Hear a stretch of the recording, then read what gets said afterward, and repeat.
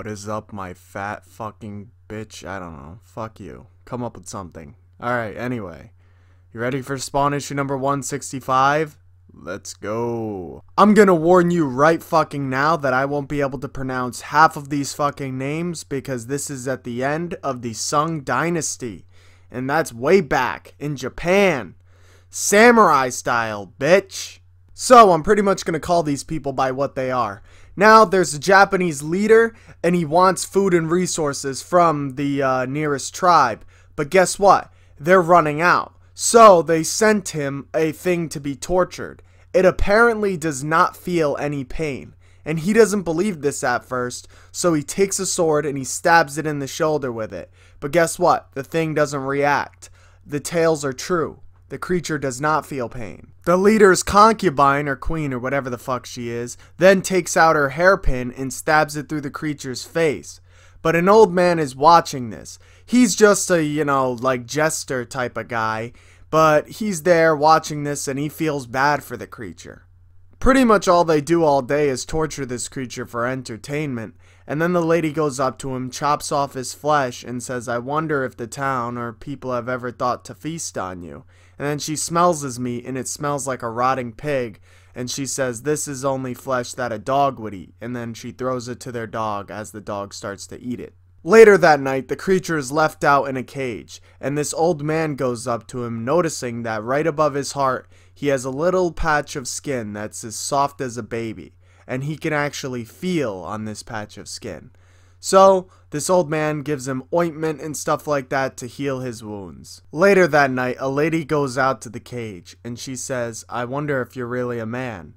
Do you find me beautiful?" And then the creature stands up in the cage, and she's like, "Oh, so you do." And she's pretty much torturing him with her body, telling him that he will never find a woman's love.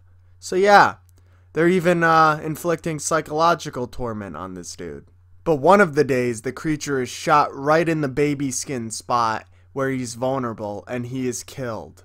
A little while later, a man arrives, the Mandarin Spawn. Now tell me, how fucking badass does this Mandarin Spawn looks? I think he's probably the coolest looking Hell Spawn. I'm not even joking.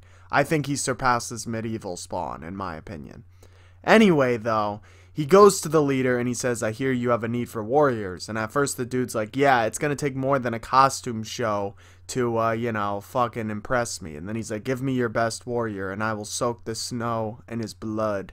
The best warrior comes out and faces the Mandarin Spawn, but the Mandarin Spawn is too fast, too agile, and too strong. The Mandarin Spawn literally breaks the dude's sword in one strike and then fucking stabs the dude through the stomach. He chops the dude up, and the leader is very impressed by this. And then the leader asks, "What's the Mandarin Spawn's name?" And the Mandarin Spawn says the same name as the creature's name. Now, they didn't know the creature's name because they didn't give a shit about the creature. But the old man recognizes the creature's name. They then have a dinner, a nice little feast. And then the Mandarin Spawn starts to pull out a knife. The guard's like, "Sheath that knife, now!" And then he's like, "I just want to show him something." So, the Mandarin Spawn's like, "Look at this knife. Do you see how perfect it is?" And as he describes the knife, there's a little whoosh that can be seen. Like, barely. You can't even see anything. It's that fast. And he's like, "There's still no blood on it."